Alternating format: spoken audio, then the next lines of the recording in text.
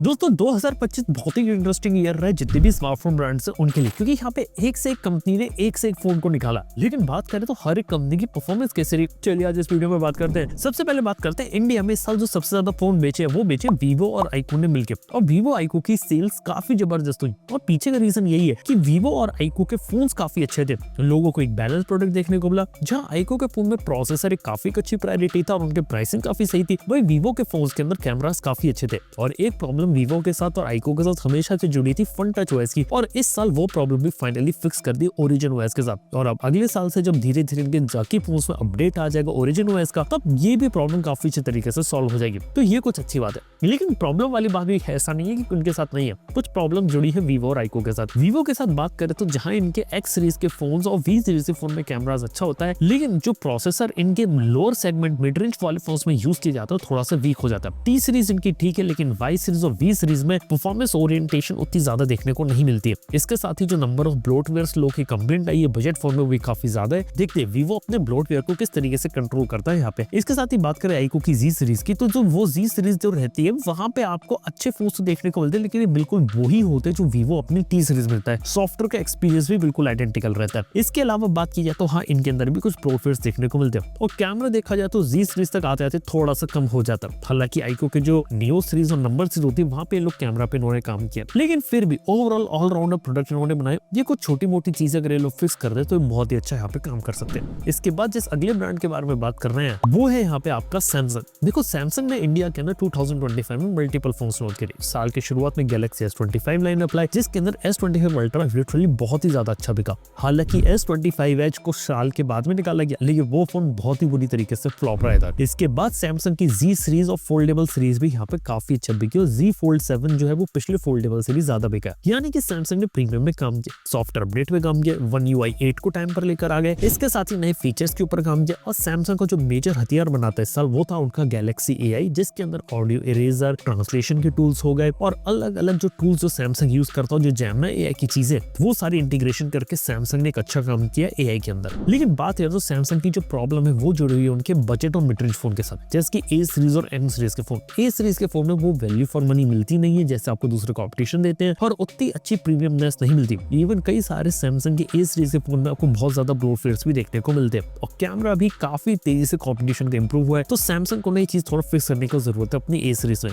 और M series, F series के बारे में बात करें, जो सैमसंग का मास मार्केट और वॉल्यूम है वो पूरी ODM प्रोडक्ट है, वहाँ पे सैमसंग ज्यादा रिस्क लेता नहीं है। और कई बार ऐसा लगता है कई बार सैमसंग अपने मीडिया का प्रोडक्ट वहाँ पे जबरदस्ती चिपका रहा है। हम लोग सैमसंग के फोन के अंदर M सीरीज और F सीरीज को तभी रिकमेंड करते हैं जब लोगों की डिमांड होती है कि वो सैमसंग का ही फोन खरीदना चाहते हैं। हालांकि M सीरीज और F सीरीज में सैमसंग का वो मजा आज के समय में ट्रूली इधर नहीं है। और हाँ, ब्लोटवेयर्स वाली प्रॉब्लम सैमसंग के बजट फोन्स में तो और ज्यादा है, ये बात हमने देखी है। तो ये कुछ चीजें जो सैमसंग को यहाँ पे थोड़ा सॉल्व करना चाहिए, और बजट सेगमेंट को अगर थोड़ा और स्ट्रॉन्ग करे सैमसंग, ये उसके लिए बहुत ही अच्छी बात रहेगी। लेकिन इसके बाद हम एक ऐसे ब्रांड के बारे में बात करें जिसके लिए ये साल इतना अच्छा नहीं रहा, वो है Xiaomi और Poco। Xiaomi और Poco को इस साल बहुत ज्यादा दिक्कतों का सामना करना पड़ा। इसके ऊपर मैंने एक वीडियो बनाया, लिंक दे दूंगा उसका आई बटन के अंदर। लेकिन वहां पे उन्हें कमबैक कैसे करना चाहिए ये बात करिए। लेकिन बात करते हैं आखिर फंडामेंटल प्रॉब्लम क्या आ रही है Xiaomi के साथ। देखो Xiaomi के साथ प्रॉब्लम इधर ये थी कि इस साल बहुत ही लिमिटेड फोन्स को लॉन्च किया। Xiaomi ने Redmi सीरीज के अंदर कुछ लिमिटेड और सस्ते फोन्स को लॉन्च किया। Xiaomi 15 आए तो 15 अल्ट्रा आए थे। हालांकि कैमरास उनके अच्छे रहते हैं, लेकिन Xiaomi उनको उस लेवल पे पुश नहीं कर पाता। इसके साथ ही Xiaomi ने जो नंबर ऑफ फोन जो सबसे ज्यादा लॉन्च करे वो Poco ब्रांडिंग के अंदर ज्यादा लॉन्च करे, जिसके अंदर Poco की C सीरीज और M सीरीज इनकी बिकती है, लेकिन X सीरीज वो कमाल दिखा नहीं पाई, और F7 को भी वैसा रिस्पॉन्स देखने को मिला नहीं। और एक और प्रॉब्लम Xiaomi के साथ जब जुड़ी है वो है HyperOS के ऑप्टिमाइजेशन की।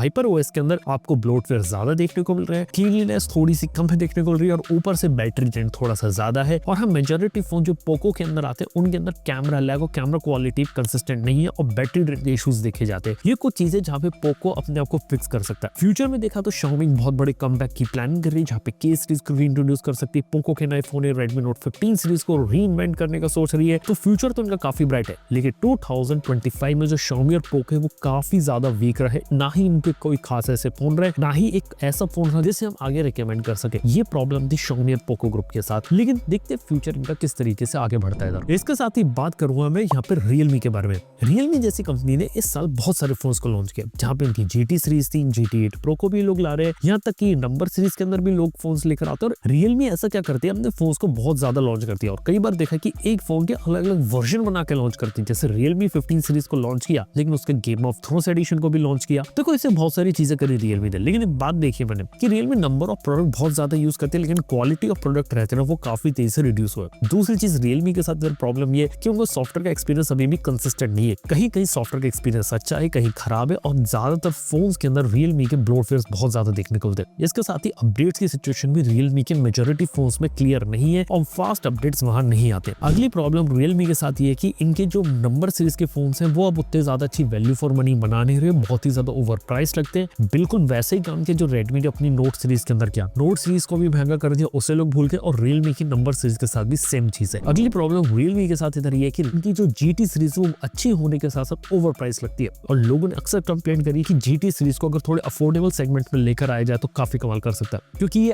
आईकू जैसा ब्रांड बन सकते थे GT सीरीज के साथ, लेकिन आईकू अपने फोन्स को काफी अच्छे तरीके से प्राइस कर देता है, रियलमी GT सीरीज को अच्छे तरीके से प्राइस नहीं कर पा रहा। अगली प्रॉब्लम रियलमी के साथ है कि कैमरा क्वालिटी इनकंसिस्टेंट है मल्टीपल फोन्स में, किसी फोन में कैमरा अच्छा है तो किसी फोन में कैमरा क्वालिटी डिग्रेड हो जाती है। और अगली दिक्कत इधर ये आती है कि लोगों को इनके फोन्स की बिल्ड क्वालिटी इतनी अच्छी देखने को नहीं मिलती, कई लोगों को बहुत ही ज्यादा प्लास्टिक फील और ड्यूरेबिलिटी अच्छी नहीं है। और रियलमी के ऐसे फोन्स है कि P सीरीज और नार्जो सीरीज के कुछ फोन्स अच्छे हैं, लेकिन उसके बाद जिन फोन्स के बारे में हम बात करते हैं वो फोन यहाँ पे टोटली मार्केट से काफी हद तक गायब हो चुके हैं, ज्यादा यहाँ पे बिकते नहीं। और रियलमी का जो मोस्टली जो वॉल्यूम यहाँ पे निकलता है वो C सीरीज के कारण आज भी निकल रहा है। तो ये एक चीज है, देखते हैं फ्यूचर में रियलमी के साथ क्या रहता है, कि अपनी नंबर सीरीज और प्रीमियम सीरीज और GT सीरीज के साथ कुछ कमाल दिखा पाते कि नहीं दिखा पाते, या फिर ओवर प्राइस्ड फोन अपनी GT सीरीज और नंबर सीरीज में निकालते, क्योंकि वो एक ऐसी सीरीज है जहाँ पे प्रोडक्ट अच्छा है लेकिन प्राइसिंग गलत होने के कारण काफी ज्यादा महंगा लग रहा है। इसके बाद बारी आती है यहाँ पे आपके ओप्पो वाले ग्रुप की। देखो ओप्पो ने इस साल कैमरा से अंदर काफी काम किया, खासतौर पे फाइंड सीरीज के कैमरास अच्छे थे, इवन रीनो सीरीज के भी कैमरास अच्छे थे, और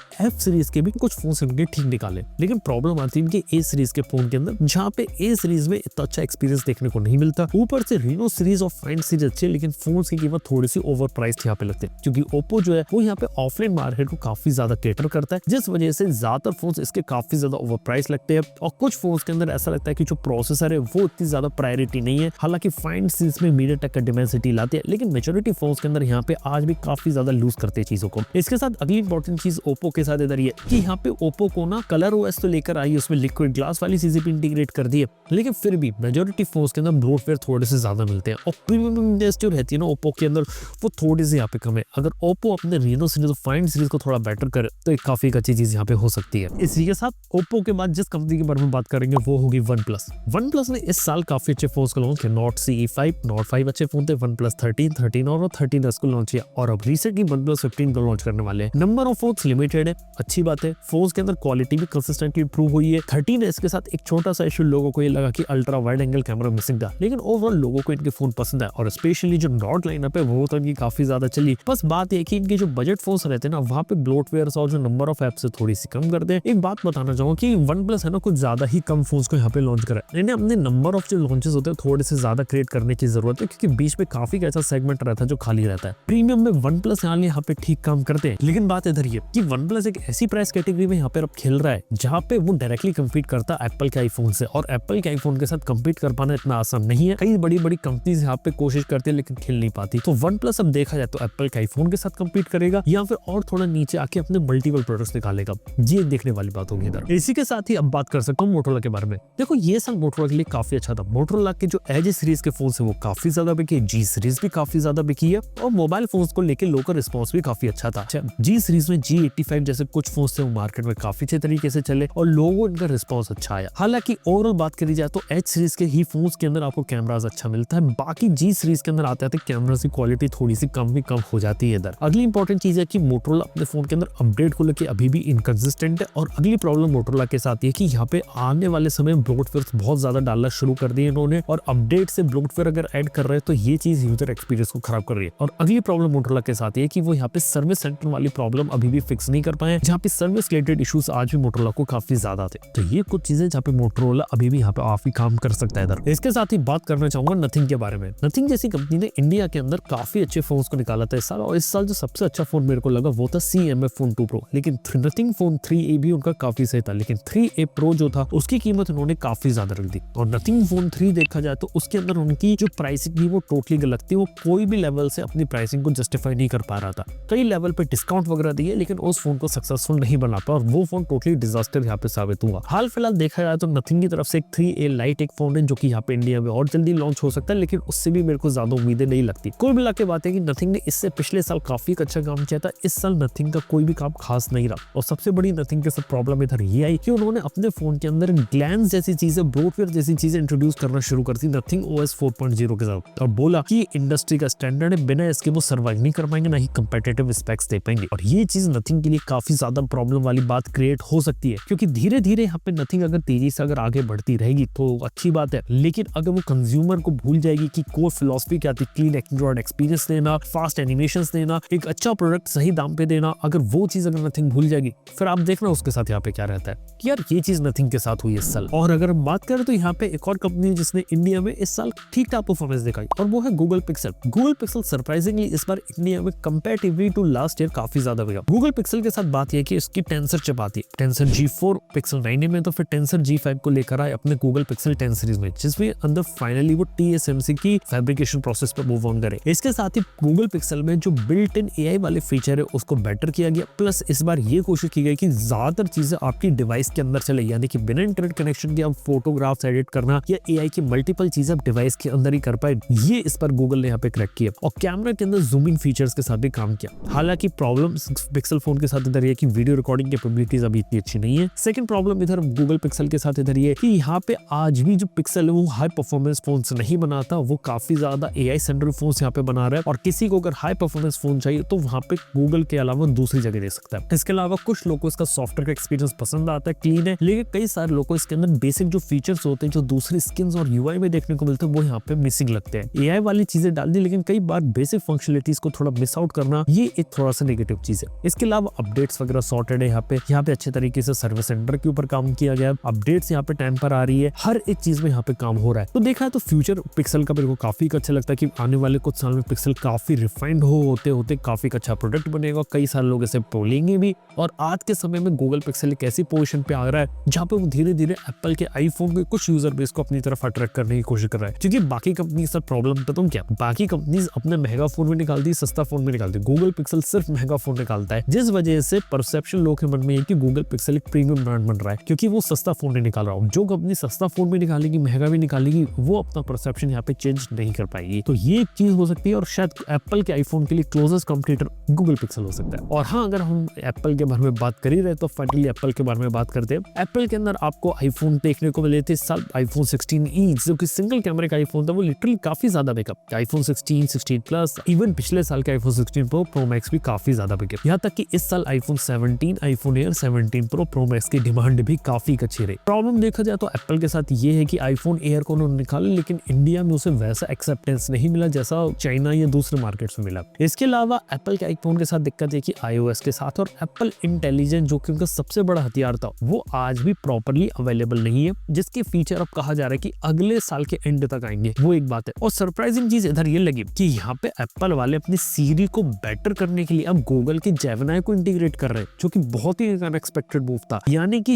एप्पल जैसी कंपनी जहाँ पे कहा जाता था कि वो खुद यहाँ पे काम करेगी, खुद सारी चीजें डेवलप करेगी, वो अब खुद अपनी सारी चीजें डेवलप नहीं कर रही, वो यहाँ पे अब दूसरी कंपनीज के भरोसे बैठकर एक तरह से अपने कॉम्पिटिटर का सहारा ले रही है अपने आप को बेटर करने के लिए। ये देखा तो एप्पल के लिए थोड़ी सी हार वाली बात है। लेकिन एप्पल इंटेलिजेंस के अलावा एप्पल ने लिक्विड ग्लास को लाई, और लिक्विड ग्लास के अंदर यूजर इंटरफेस को थोड़ा चेंज करके गॉसियन ब्लर वगैरह लाके एक अच्छा एक्सपीरियंस यहाँ पे देने की कोशिश करी है, जिसे पुराने आईफोन तक लेकर आया जा रहा है। और हाँ, एप्पल के आईफोन यूजर ने इस चीज को काफी ज्यादा अप्रिशिएट किया जब iOS 26 यहाँ पे रिलीज हुआ था, तो वो एक अच्छा काम है और एक अच्छा फीडबैक वहाँ पे मिला। लेकिन फिर भी अगर हम फ्यूचरिस्टिक विजन के बारे में बात करें, फ्यूचरिस्टिक टेक्नोलॉजी के बारे में बात करें, वहाँ पे एप्पल थोड़ी सी अभी भी पीछे हो रखी है। इसके अलावा इंडियन कंपनी लावा के बारे में बात करता हूँ। इस साल लावा ने अपना affordable 5G phone bold N1 को निकाला। लावा ने स्टॉर्म लाइट में डिमेंसिटी 6400 जैसे चिप को 8000 रुपीज में लेकर आए। यहाँ तक कि लावा ने स्टॉर्म सीरीज के फोन के अंदर भी पहली बार डिमेंसिटी का नया chipset globally first time introduce किया इंडिया के अंदर, जो कि बहुत अच्छी चीज है। इवन लावा का जो प्ले अल्ट्रा फोन था, वो भी यहाँ पे काफी अच्छा फोन निकल गया 15,000 रुपए के सेगमेंट में। और अब आने वाले समय में ये लोग अग्नि 4 ला रहे हैं, जिसके अंदर मेटालिक फ्रेम रहेगी, जो कि बहुत ही अच्छी चीज रहती है। और इसका एक इंपैक्ट यहाँ पे ये पड़ा, 10,000 रुपए के सेगमेंट में they are the fastest growing brand in India, 15,000 रुपए के सेगमेंट में they are the second fastest growing brand in India, जो कि बहुत अच्छा कर। और लावा के साथ सबसे अच्छी बात है कि जहाँ बाकी कंपनीज अपने फोन की UI को अभी तक क्लीन रख नहीं पाई है, सब अपने ब्लोटवेयर दे रही है, लावा ही एक ऐसी कंपनी बची है जो अपने फोन की UI को क्लीन रख रही है और ब्लोटवेयर उसके अंदर बिल्कुल बिल्कुल भी नहीं डाल रही है, जो कि बहुत अच्छी चीज है। लावा अगर अपने फोन को इसी तरीके से क्लीन रखे, एक्सपीरियंस को अच्छा रखे और अच्छे फोन्स निकालते रहो, कंपेटिटिव प्राइसिंग रखे, बहुत जल्दी बहुत बड़ा मार्केट शेयर ग्रैब कर सकते हैं। प्रॉब्लम बस लावा के साथ एक लगती है कि यार ये फोन बहुत लेट लॉन्च करते हैं। अग्नि 3 1 साल से ज्यादा हो गया और अब अग्नि 4 आ रहा है। थोड़ा लॉन्च स्पीड जल्दी करनी चाहिए। तो ये मैं बोलना चाहूंगा यार, जल्दी लॉन्चेस करें और मल्टीपल सेगमेंट्स में मल्टीपल फोन्स को लॉन्च करें। जब बाकी कंपटीशन ज्यादा एग्रेसिवनेस दिखाता है, लावा को थोड़ी सी एग्रेसिवनेस यहाँ पर दिखाने की जरूरत है। तो ये एक बात रहेगी। इसके साथ ही बात कर सकता हूँ आपके ट्रांस हैंड होल्डिंग की, इन्फिनिक्स आईटेल टेक्नो। इन्फिनिक्स ने देखो सॉफ्टवेयर वाली जो प्रॉब्लम है इन्फिनिक्स के साथ अभी भी जुड़ी हुई है। कैमरा भी उसके अंदर मीडियाटेक है। बस इन्फिनिक्स के साथ बात है कि चिपसेट ये लोग सही दे देते, लेकिन फिर भी 15,000 रुपए के प्राइस पॉइंट तक ही इनके फोन्स वर्थ रहते हैं। उसके ऊपर जाते ही इनका कोई भी फोन इतना अच्छा वैल्यू फॉर मनी यहाँ पे लगता नहीं है। अगर मैं चिपसेट को हटा के बाकी टर्म्स में बात करूँ तो कुछ फोन्स में चिपसेट ये लोग ठीक दे देते, लेकिन ओवरऑल एक्सपीरियंस कैमरा और सॉफ्टवेयर का वो काफी मीडियोकर है। टेक्नो के साथ भी सिमिलर कहानी। टेक्नो अपने को प्रीमियम दिखाने की कोशिश करती है। स्लिम फोन भी उन्होंने यहाँ पे लॉन्च किया, लेकिन वही बात है, सॉफ्टवेयर का एक्सपीरियंस प्रीमियम नहीं है, जो ब्रांड की प्रपोजिशन है वो प्रीमियम नहीं है, और जो चिपसेट भी लोग यूज करते हैं ना, ये लोग अपने फोन के अंदर मीडियाटेक ही यूज करते हैं। अगर आपको एक अच्छा प्रीमियम फोन बनाना है तो उसमें स्नैपड्रैगन जैसा प्रोसेसर लेकर आए तो एक अच्छा खेल खेल सकते हैं, लेकिन वो चीजें नहीं खेलते। और आईटेल देखा जाए तो कुछ नहीं यार, सिंपली वो बजट फोन यहाँ पर बनाती है और ज्यादातर फीचर फोन्स में वो खेलती है, और जो बजट फोन्स होते हैं वो भी बहुत ही ज्यादा मीडियोकर फोन्स है, उसमें भी कुछ खास है नहीं। पर्सनली अगर मेरे को सजेस्ट करना तो मैं आईटेल का फोन किसको सजेस्ट करता नहीं, मैं तो कहता हूँ आप लावा का अफोर्डेबल फोन ले लो। 8-9 हजार में आपको बेटर वैल्यू मिल जाएगी, उसमें ब्लोटवेयर्स भी नहीं मिलेंगे, सॉफ्टवेयर भी अच्छा मिल जाएगा, और लावा वाले अपडेट पर भी काम कर लेते हैं कई बार, तो वो एक अच्छा ऑप्शन है। यानी कि इन तीनों कंपनीज की हालत ऐसी है नहीं, और इनका जो कोई भी किलर और जो हीरो प्रोडक्ट है ना, वो मार्केट में टिका नहीं। स्लिम फोन वगैरह बनाने की कोशिश करी तो वो एक चीज है। इन कंपनीज को अपना टोटली जो कोर्स होता है वो पूरा करेक्ट करने की जरूरत है आने वाले समय में, नहीं तो ये कंपनी की हालत और ज्यादा खराब हो सकती है। तो ये एक बात रहेगी सिंपल सी। तो दोस्तों ये कुछ कहानी होती है इंडिया के स्मार्टफोन मार्केट की, कौन सी कंपनी ने कैसी परफॉर्मेंस दी 2025 में। आप लोगों के हिसाब से कौन सी कंपनी फर्स्ट रही, कौन सी कंपनी लास्ट रही, अपना जो ओपिनियन है नीचे कमेंट में बता सकते हैं। थैंक यू बने रहने के लिए। मैं आपसे मिलता हूं अपने नेक्स्ट वीडियो के अंदर। Good bye.